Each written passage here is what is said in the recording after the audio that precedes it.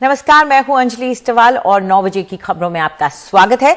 गुजरात में आज बड़ा सियासी उलटफेर हुआ है। गुजरात के मुख्यमंत्री विजय रूपाणी ने इस्तीफा दे दिया है। इस्तीफे के बाद एक प्रेस कॉन्फ्रेंस में उन्होंने कहा कि वे गुजरात की जनता और बीजेपी के आभारी हैं और उन्हें ये मौका दिया गया। तो गुजरात में राजनीतिक सरगर्मी बढ़ गई है। बीजेपी की अहम बैठक अहमदाबाद में हो रही है। बैठक में बीजेपी संगठन महासचिव बीएल संतोष, गुजरात के प्रभारी भूपेंद्र यादव मौजूद हैं। बैठक में नए मुख्यमंत्री के नाम को लेकर चर्चा हो रही है। दादर नागर हवेली और दमन दीव के प्रशासक प्रफुल्ल खोड़ा पटेल भी मुख्यमंत्री पद की रेस में हैं। केंद्रीय स्वास्थ्य मंत्री मनसुख मंडाविया भी मुख्यमंत्री पद की रेस में हैं। वहीं गुजरात बीजेपी के अध्यक्ष सीआर पटेल ने कहा है कि वे मुख्यमंत्री पद की रेस में नहीं हैं। आइए एक बार सुन लेते हैं इस्तीफा देने के बाद विजय रूपाणी ने आखिर कहा क्या। भारतीय जनता पार्टी की यह परंपरा रही है, समय के साथ साथ कार्यकर्ताओं के दायित्व भी बदलते रहते हैं। ये हमारी पार्टी की विशेषता है कि जो दायित्व पार्टी द्वारा दिया जाता है, पूरे मनोयोग से पार्टी कार्यकर्ता उसका निर्वहन करते हैं और मुख्यमंत्री के रूप में मुझे जो दायित्व का निर्वहन करने के बाद अब मैंने मुख्यमंत्री पद से त्याग पत्र देकर पार्टी के संगठन में नई ऊर्जा के साथ काम करने की इच्छा भी जताई है। उधर गुजरात कांग्रेस के नेता शक्ति सिंह गोहिल ने कहा है कि बीजेपी की अंदरूनी लड़ाई में नुकसान जनता का हुआ है। अब जनता के आक्रोश से बचने की कोशिश में बीजेपी जुट गई है। अमित शाह किसी भी हालत में आनंदीबेन के लोगों को चुन चुन के गिन गिन के खत्म करने में लगे हैं। वहीं पे सीआर पाटिल और विजय रूपाणी का झगड़ा सब जानते थे। एक और सरकार रेमडेसिविर इंजेक्शन दे नहीं सकती थी, वहीं पे 5000 इंजेक्शन लेके सीआर पाटिल सूरत में क्या साबित करना चाहते थे कि इस चीफ मिनिस्टर में दम नहीं, मैं ही कुछ दमदार हूं। तो भाजपा की ये अंदरूनी लड़ाई में गुजरात की जनता भोग बनी, दुखी हुई, परेशान हुई और अब जनता का आक्रोश चुनाव में भाजपा को ना खा जाए, इसके लिए ये कोशिश मात्र है। गुजरात मुख्यमंत्री का बदलना भाजपा की विफलता का जीता जागता सबूत है। इस बात का प्रमाण है कि भाजपा के शासनकाल केवल और केवल लाल लकीरों से भरा हुआ है, पर भाजपा को ये भूलना नहीं जानता कि नेम प्लेट बदल के, मुख्यमंत्री की नेम प्लेट बदलने से भाजपा के गुनाहों की स्लेट साफ नहीं होने वाली। और इस पर ज्यादा चर्चा के लिए आइए सीधा रुख करते हैं हमारे वरिष्ठ सहयोगी अखिलेश शर्मा का। अखिलेश, बैठक में जिन नामों पर मंथन हो रहा है, पहले तो वो नाम कौन से हैं और किस नाम के लिए क्या काम करेगा, उनके क्या फैक्टर्स हैं जो कि देखे जाएंगे? देखिए अंजलि, नाम तो कई सारे हैं। बीजेपी ये तय करेगी कि क्या उसे जातीय समीकरणों को साधना है, क्योंकि आज सुबह ही एक जो कार्यक्रम हुआ है जिसमें कि कुछ आधारशिलाएं या उद्घाटन किए गए हैं प्रधानमंत्री की ओर से, उसमें उन्होंने पटेल समुदाय का खासतौर से जिक्र किया है। तो ये एक देखने की प्रमुख बात होगी कि क्या बीजेपी जातीय समीकरणों का ध्यान रखेगी या फिर कोई नया युवा चेहरा, ऊर्जावान चेहरा ला करके जातीय समीकरणों को न्यूट्रल करने की कोशिश की जाएगी, जैसे कि विजय रूपाणी का नाम आगे ला करके किया गया था। क्योंकि विजय रूपाणी भी कास्ट न्यूट्रल हैं, उनकी जो जाति है वो गुजरात में उतनी प्रभावी, उतनी संख्या में नहीं है, इसीलिए उनको चुना गया था, ये कहते हुए कि हमें इस जाति समीकरण से पार पाना है। तो ये एक सवाल रहेगा। लेकिन अगर बीजेपी आने वाले विधानसभा चुनाव जो कि 1 साल बाद ही होने जा रहे हैं, अगर उनका ध्यान रखते हुए मुख्यमंत्री चुनना चाहती है, तो फिर ऐसे में ये मान करके चला जा सकता है कि किसी पटेल समुदाय से ही मुख्यमंत्री का चयन होना है। और ऐसे में कई सारे दावेदार हैं। नितिन पटेल जो कि उप मुख्यमंत्री थे रूपाणी सरकार में, वो हो सकते हैं। इसके अलावा जो केंद्रीय स्वास्थ्य मंत्री हैं उनका नाम भी चल रहा है, मनसुख मांडविया का।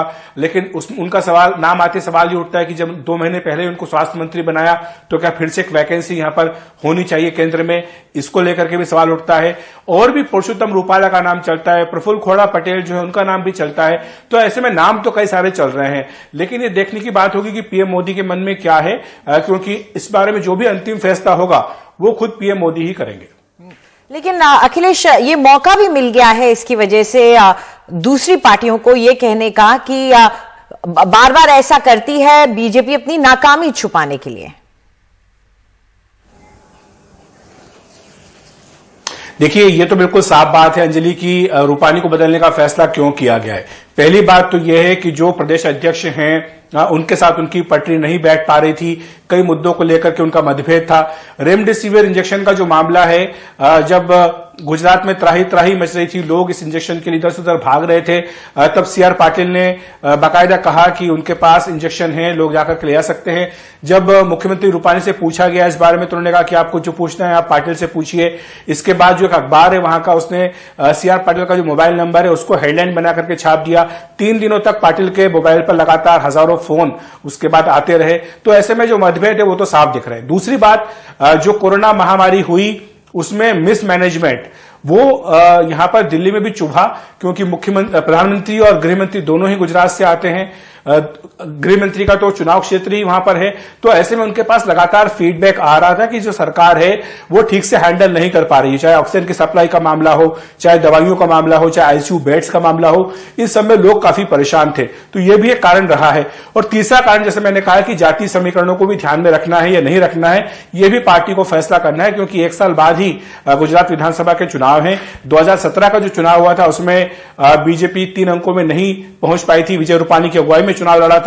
और अब जो प्रदेश अध्यक्ष हैं सीआर पाटिल, उनका कुछ देर पहले ही बयान आया, वो कह रहे हैं कि वो दौड़ में नहीं है, लेकिन जो लक्ष्य उन्होंने रखा है कि 182 सारी 182 सीटों को जीतना है, उसके लिए नए मुख्यमंत्री के साथ वो काम करना चाहते हैं। तो ये अपने आप में एक बहुत ही महत्वाकांक्षी और असंभव सा लक्ष्य उन्होंने अपने आप के लिए रखा है। तो ये दिखाता है किस तरह से गुजरात बीजेपी के लिए बड़ी चुनौतियां हैं, और ऐसे में नए मुख्यमंत्री का चयन आसान नहीं होगा। शुक्रिया इस पूरी जानकारी के लिए अखिलेश। और अब बढ़ते हैं दूसरी खबर की तरफ। अब बात किसान आंदोलन की। हरियाणा सरकार ने किसानों की मांग मान ली, जिसके बाद करनाल का धरना आज खत्म हो गया है। हरियाणा सरकार अब लाठीचार्ज की घटना की न्यायिक जांच कराएगी जो करनाल में हुआ था, और एसडीएम आयुष सिन्हा को तब तक छुट्टी पर भेज दिया गया है। ये वही अधिकारी हैं जिनका वीडियो वायरल हुआ था जिसमें वो पुलिस वालों को सर फोड़ने की बात कह रहे थे। कैसे किसानों का यह धरना खत्म हुआ है, देखिए करनाल से रवीश रंजन शुक्ला की ये ग्राउंड रिपोर्ट। शनिवार सुबह करनाल के सचिवालय के अंदर किसान नेता और सरकार के बीच बातचीत हो रही थी और बाहर बारिश के बीच किसानों का धरना प्रदर्शन चल रहा था। किसानों की मांग पर सरकार के बीच शुक्रवार रात को ही सहमति बन गई थी, लेकिन सुबह लिखित आश्वासन मिलने के बाद गुरनाम सिंह चड़ूनी जब बाहर निकले तो उनका ये जवाब था। और अभी सर के बीच में जाके धरना उठाने की घोषणा करेंगे। हाई कोर्ट का रिटायर जज इंक्वायरी करके पर्चा दर्ज कराता है तो उसकी ज्यादा मजबूती होती है, तो वो 1 महीने का टाइम बाउंड उसका हुआ। तो कल हमने उसकी 2 नौकरी मांगी है और दोनों नौकरी सरकार ने वो मंजूर कर दी। बाहर निकलकर गुरनाम सिंह चड़ूनी ने धरना खत्म करने का ऐलान कर दिया, लेकिन किसानों की क्या मांग थी और प्रशासन का क्या रुख, इसको समझते हैं। किसान एसडीएम आयुष सिन्हा की बर्खास्तगी और मामला दर्ज कराना चाहते थे, साथ ही मृतक और घायल किसानों को मुआवजे की मांग कर रहे थे। प्रशासन ने पूरे मामले की न्यायिक जांच पूर्व न्यायाधीश से कराने का ऐलान किया है और तब तक एसडीएम आयुष सिन्हा को छुट्टी पर भेज दिया गया है। साथ ही मृतक किसान के 2 परिजनों को नौकरी का वादा किया है। करनाल का धरना तो खत्म हो गया, लेकिन हरियाणा और दिल्ली में चल रहे कृषि कानूनों के खिलाफ धरने प्रदर्शन चलते रहेंगे और बड़ा भारी उत्साह के साथ इस निर्णय को लोगों ने स्वीकार किया है। इससे बड़े हौसले बढ़ेंगे आंदोलन। सफलताओं से हौसले बुलंद होते हैं हमेशा, और इसे ये संघर्ष की जीत है। संघर्ष के बगैर जीवन नहीं है, और जो किसान का संघर्ष है वो रंग ले आया। आयुष सिन्हा पर कार्रवाई को लेकर करनाल में किसान बीते 4 दिनों से धरने पर बैठे थे। पहले दौर की बातचीत बेनतीजा रहने के बाद किसान करनाल में भी लंबे धरने की तैयारी कर रहे थे, लेकिन हरियाणा सरकार ने अपना एसीएस भेजा और 2 राउंड की बातचीत के बाद आखिरकार सरकार को झुकना पड़ा। निश्चित तौर पर किसान नेताओं का यही एक संदेश है कि बातचीत के दरवाजे नहीं बंद होना चाहिए और तुरंत सरकार को किसानों के साथ में बातचीत करना चाहिए ताकि कृषि बिल के ऊपर में भी कोई आम सहमति बनाई जा सके। करनाल से पवन तिवारी के साथ रवीश रंजन शुक्ला, एनडीटीवी इंडिया। और अब खबर मुंबई से, जहां के साकीनाका इलाके में शुक्रवार तड़के एक महिला के साथ हुए बलात्कार के घंटों बाद ही पीड़ित की मौत हो गई।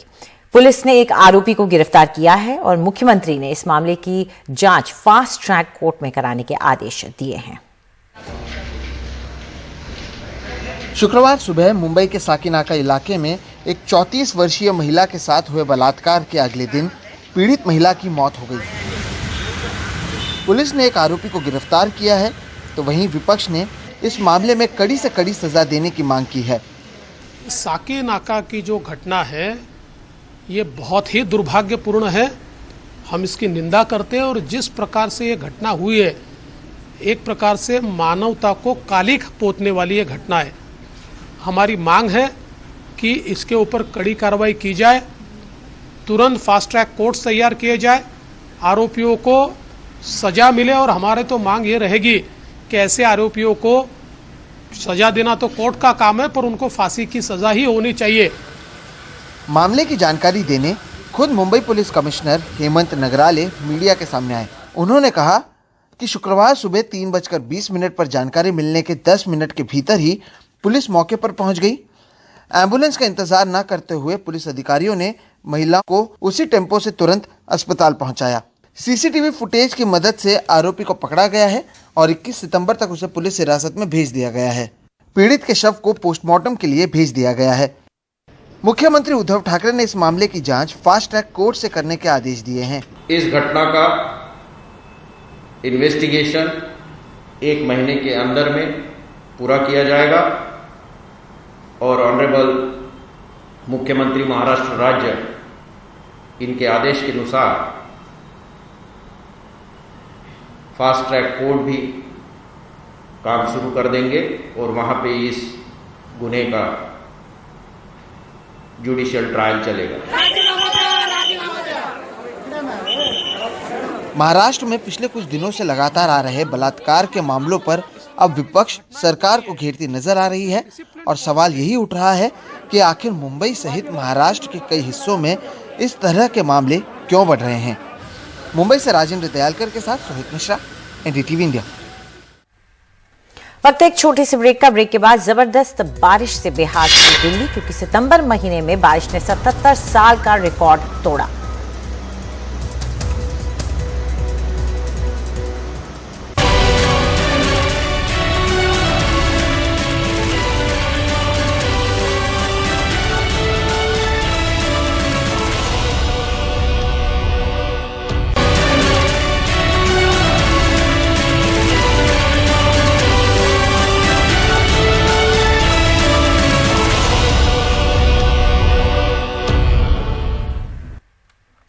आज दिल्ली एनसीआर में जबरदस्त बारिश हुई, जिसकी वजह से सड़कें तालाब में तब्दील हो गई। कई जगह पानी भरा और इसका असर ट्रैफिक पर भी नजर आया। बारिश ने दिल्ली में 77 साल का रिकॉर्ड तोड़ दिया है। ये दिल्ली के अंतर्राष्ट्रीय हवाई अड्डे के टर्मिनल 3 की तस्वीरें हैं। टर्मिनल 3 शनिवार सुबह स्विमिंग पूल में तब्दील हो गया। फ्लाइट लेने वाले लोग घुटनों तक पानी पार करके एयरपोर्ट के अंदर पहुंचे। ये दिल्ली एयरपोर्ट के नजदीक वाला अंडरपास है, जिसे पानी भर जाने के कारण बंद कर दिया गया है। यही हाल द्वारका के अंडरपास का भी है। दिल्ली की कई सड़कों में इस कदर पानी भर गया कि बच्चे पानी में तैरने की कोशिश करते नजर आए। तमाम गाड़ियां इस पानी में खराब हो गई हैं, जिस वजह से ट्रैफिक भी लगातार बढ़ रहा है और मुश्किलें बढ़ती जा रही हैं आम जनता के लिए, क्योंकि सरकारें बस मानसून से पहले ये दावा करती हैं कि इस बार तैयारी पूरी है, लेकिन जब मानसून आता है, जबरदस्त बरसात होती है, तो सरकार के दावों की पोल खुल जाती है। कई गाड़ियां इंजन में पानी भर जाने की वजह से खराब हो गईं। कितनी प्रॉब्लम हो रही है आप लोगों को? बस सिंगापुर में है, केजरीवाल के सिंगापुर में है। आप देखिए प्रॉब्लम ही प्रॉब्लम है साहब। कितना जाम लगा हुआ है? पूरा फ्लाईओवर तक पहुंच गया है। पूरा जाम, पूरा एकदम फ्लाईओवर पानी पूरा जाम हो गया है। और कितनी गाड़ियां खराब हैं? तो कम से कम 8-10 खराब हो गई होंगी।